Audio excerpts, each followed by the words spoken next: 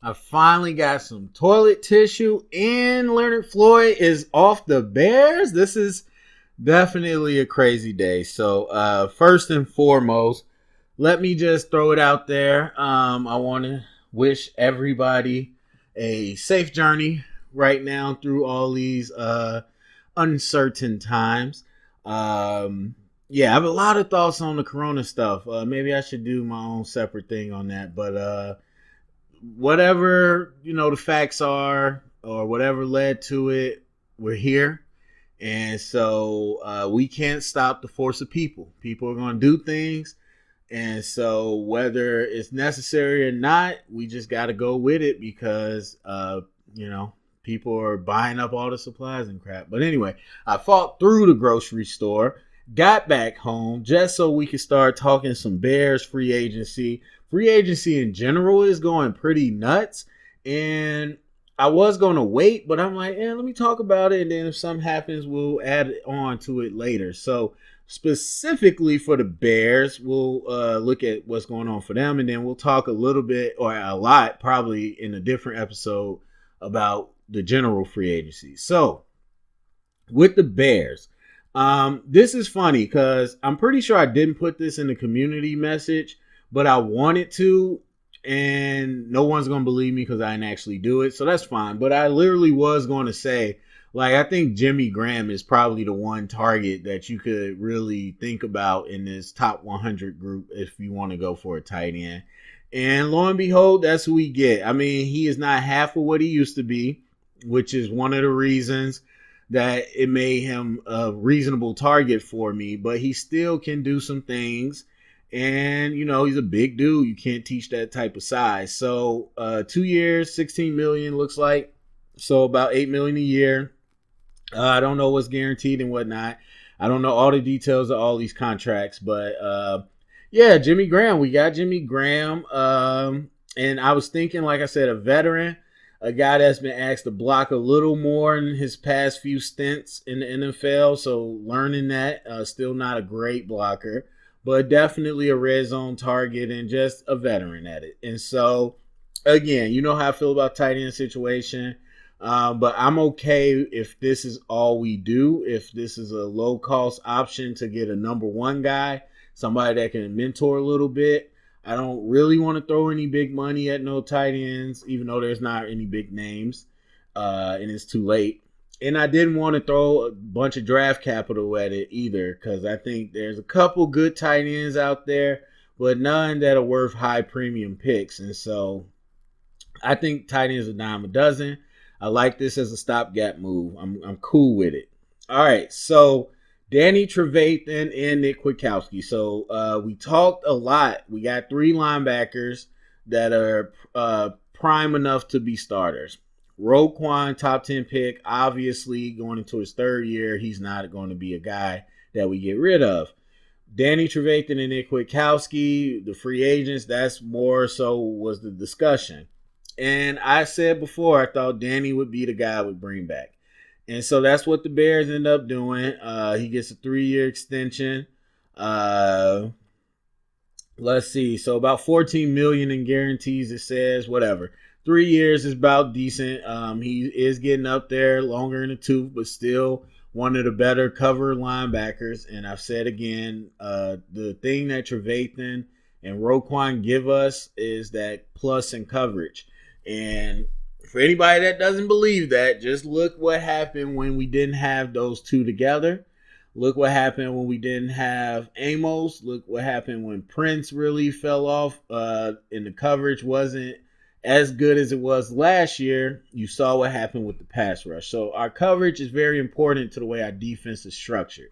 And so I think Kwiatkowski, while very, very impressive in coverage, versus what I thought he would be, he still just is not that athletic enough to be a 3-down linebacker all year.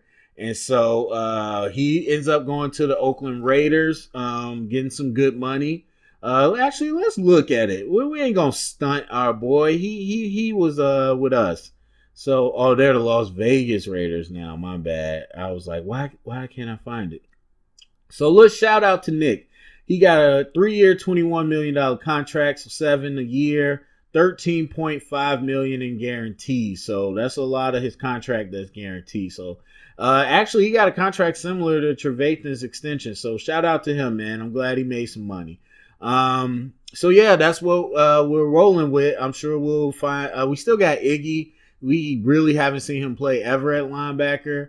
But I'm sure we'll get some younger linebackers or somebody to be a backup, and kind of like Nick did. Hopefully we grow them up and they'll be ready in case one of these guys get injured. So not mad at that deal at all. All right, let's talk about the bombshell. There's two parts to this. There's the Robert Quinn part. There is the Leonard Floyd part. So Robert Quinn gets a 5-year, $70 million contract. 30 million in guaranteed. Now, trust me, I know how to analyze numbers, but when it comes to contracts, I just don't have the information in front of me, and I don't spend a lot of time caring about contracts as much as other things. So it's not that I don't get contracts, I just don't look at them like that. So I can't tell you very detailed how I feel about this contract, but what I can tell you is that I don't think I'd be giving Robert Quinn a 5-year contract. I also don't think that I would guarantee almost half of his contract. So I know that's I don't know comparatively where that ranks in the numbers, and I don't know what that does for our cap hit, but what I do know is that contract looks big to me on the surface. Now, Robert Quinn himself, if you've listened to my draft stuff at any point, you know I bring Robert Quinn up all the time when talking about D-line because he's the king of the lean. If you're talking about being able to lean around the edge, nobody has done it better than Robert Quinn at all the years that I've been looking at prospects. Robert Quinn, when he wants to hit that corner, is a beast. Now, is he as athletic as he used to be? Does he have the same first step that he used to have? He's going into his 10th season, 11th season, and he's hitting around that 30 mark. So is he the same pass rusher? No, I don't believe he is. From what I seen him do in Dallas and from their run in the Super Bowl with the Rams, I don't think he is the same. But I think he definitely he still has that technical side. But is he worth 5 years? You're talking about a guy that if he lived that contract, that would be 35. Is he worth that much money? No, absolutely not. Because there's two things. There's the age and the skill, decrease that you could talk about. But there's also the makeup of our defense. If you watch my free agent or offseason wish list and stuff, you heard me say that getting a pass rusher opposite Khalil Mack would be icing on the cake. It's not a number one priority. It'd be nice. And so when you have limited money, and I don't know where we ranked in the NFL as far as cap space, but I think they were saying, I forgot how much cap space we had. I'm not going to get locked into those numbers. But we didn't have a lot of cap space. And so when you got that, and you got a team that necessarily doesn't need a pass rusher, and you put a lot of capital into that, that raises my eyebrows. I respect Robert Quinn as a player. I don't like this move. I don't. Not for the deal that he got. If it was a 1-year, $8 million deal, okay, cool. But this is too much. Robert Quinn is on the back end.